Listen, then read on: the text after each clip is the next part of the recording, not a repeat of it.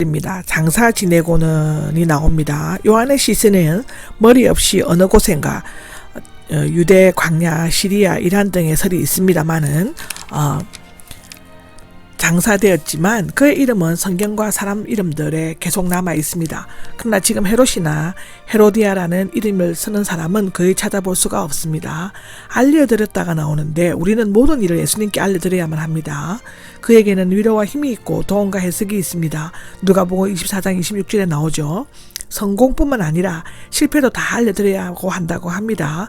그래야 격려가 있고 지혜와 소망이 있다고 성경은 기록하고 있습니다. 13절에는 들으시고가 나오는데 예수님께서 들으시고가 나오죠. 이 말은 예수님께서 요한이 죽임을 당했다는 소식을 들으신 것이 아니라 헤롯이 예수님에 대해 세례 요한이 죽은 자 가운데서 일으켜진 것이다 라고 말한 것을 들으셨다는 것입니다. 왜냐하면 3절에서 12절 사건은 지나간 일에 대해 보충하는 설명으로 삽입된 것에 지나지 않았기 때문이라고 합니다. 14절에는 불쌍히 여기시고가 나오는데 몸의 내장을 나타내는 말에서 유래되었다고 합니다. 유대인들은 감정이 내장이나 심장에 있는 것으로 생각하였다고 하는데 예를 들면 화를 내거나 놀라게 되면 속이 쓰리고 심장이 뛴다라고 합니다. 내장까지 움직일 정도로 절실하게 불쌍히 여기다라는 뜻인데 마가는 불쌍히 여기셨는데 그 이유는 그들이 목자 없는 양들과 같았기 때문이라고 마가복음 6장 34절에 나옵니다. 목자 없는 양들을 바라보면서 애들에게 느끼는 심정으로 그들을 불쌍히 여겼다는 것인데 이렇게 애들한 심정이 없으면 전도도 선교도 목회도 불가능하다고 마태복음 9장 35절에는 기록하고 있습니다. 그를 보면 외딴 곳이 나옵니다. 사막 광야 한적한 곳의 뜻이며 사막지대는 아니고 갈릴리 바다 북동쪽에 있는 베세다 근처 즉 가버나움 반대편이었을 것으로 누가복음 9장 10절에는 기록하고 있습니다.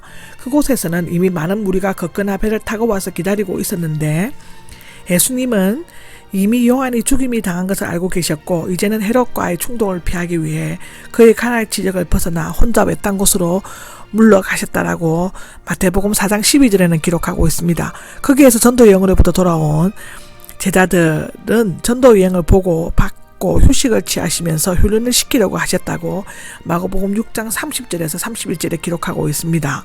저녁이 되자가 나오는데 여기는 저녁은 6시 경외의 해질 무렵인데 그 해질 무렵이 아니라 저녁이 시작되는 오후 3시쯤일 거라고 기록합니다.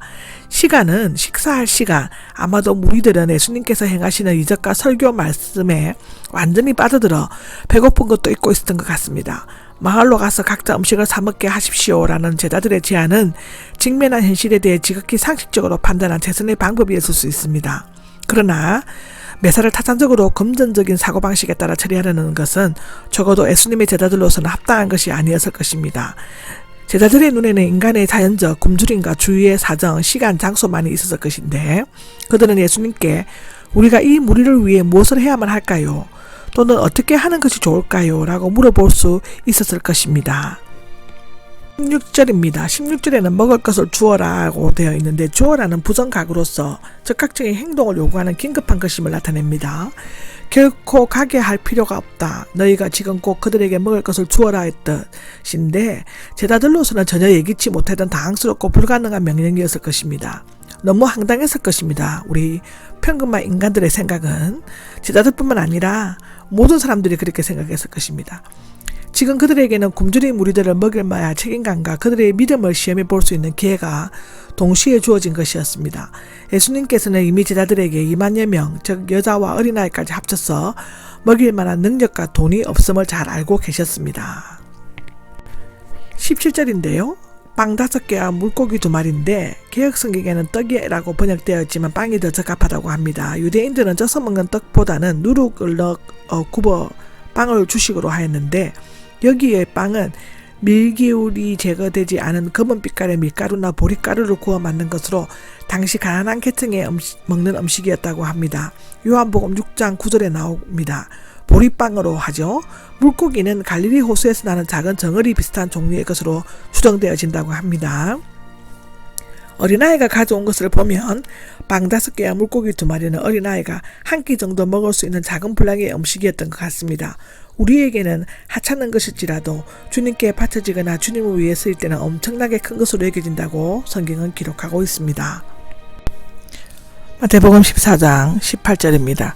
이리로 가져오라고 나와 있는데요. 제자들이 아무것도 할 수 없다고 생각하고 있을 때 그것들을 가져오라는 예수님의 확신에 찬 말씀은 먹을 것을 주라는 것 이상으로 도전적이고도 충격적인 명령이 아닐 수 없었습니다. 한편 늘 탐욕적인 것만을 생각하는 가룟 유다는 혼자 잡수시려고 하는가 하고 중얼거릴 수도 있습니다. 우리의 문제를 주님의 손에 맡길 때 그것은 우주 만물에 창조하신 분의 손에 의탁하는 것이며 우리가 상상할 수 없는 엄청난 기적을 응답해 주실 것입니다. 19절에는 풀밭에 앉게 하셨다가 나오는데 풀밭이라는 말은 이때가 봄이어서 가능성을 암시하고 있고 앉게는 유대인들의 인사법을 따라 비스듬히 기대어 눕은 것을 의미합니다. 풀밭을 기대어 눕거나 부스러기를 줍는 데 도움이 되었을 것이고 하나님의 축복이 임하기를 구하고 나서는 하늘을 우러러보며 기도하는 것은 당시 유대인 가장이 기도하는 일반적인 관습이었으며 이때에는 하나님의 은혜와 사랑에 감사하거나 하나님의 복이 임하기를 간구하였다고 마태복음 26장 26절, 누가복음 24장 30절, 로마서 14장 6절, 디모데전서 4장 5절에 나와 있습니다. 감사하지 않고 즐기는 자는 하나님께서 도둑질하는 자이나 하고 똑같다고 기록하고 있습니다. 빵들을 떼었다는 것이 되어 있는데 500리 사건의 이적은 사복음서 모두에 기록된 유일한 기적 사건이죠. 해석상 많은 논란을 일으킨 사건이기도 한데 주요 내용은 첫째로는 문자대로 빵과 물고기가 늘어나서 커졌다. 두 번째로는 성만찬 때 빵처럼 적은 부스러기를 받았지만 영적으로 만족하며 집으로 돌아갔다. 세 번째는 사람들은 모두 자기 식사를 가져갔으나 먹을 시간이 없었고 예수님이 어린 아이들 것을 가지고 축복 기도를 하시자 모두를 꺼내어 배부르게 먹었다라는 뜻일 수도 있고 하나님 나라의 잔치 예표이기도 하다고 마태복음 22장 누가복음 14장에 기록하고 있습니다. 초대 교인들은 그들이 고난의 기쁨으로 그들의 빈곤 천국 잔치에 변할 것을 믿었습니다.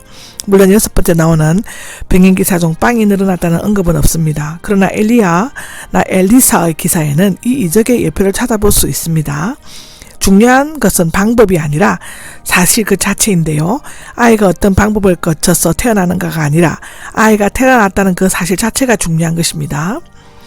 만일 앞에 방법으로 이루어졌다면 이 사건은 결코 이적이라고 할 수 없죠. 성경에 나오는 이적 기사에 그것이 어떤 과정을 거쳐 이루어졌다는 설명하는 곳은 단 한 군데도 없습니다. 천동설이냐 지동설이냐를 두고 논쟁을 벌일 때에도 여전히 지구론 돌아가고 있었죠. 원문 비평가나 자유신학자들이 이적을 부인한다고 해서 엄연한 사실이 허구가 될 수는 없습니다. 그리고 무리들은 눈가림에서 속인다는 것은 사실상 불가능합니다. 우주 만물을 말씀하신 한마디로 창조하신 하나님이 엘리야나 엘리사와 비교될 수 없는 하나님의 아들이 500리아로 2만여 명을 먹였다는 것은 그리 놀라운 일이 아닌데 너무도 자연스럽고 당연한 일이 아닐 수가 없습니다. 하나님께서 능치 못할 일이 없다고 누가복음 1장 30절에 나오죠. 생명의 빵이신 예수님은 십자가 위에서 자신의 몸을 찢어 믿는 우리 모두에게 나누어 주어 영원한 생명을 얻게 하셨다라고 요한복음 6장 26절 27절에 나옵니다. 여기에서 나누어 주었다가 나오는데 제자들은 기적을 공동으로 창조한 자들이 아니라 이적을 나눈 자에 지나지 않습니다. 주님께서는 오늘도 제자들의 손을 거쳐 일하시며 제자들의 입을 통해 말씀하시는데 제자들은 주님 없이 주님의 제자 없이 일하시거나 말씀하시지 않으십니다.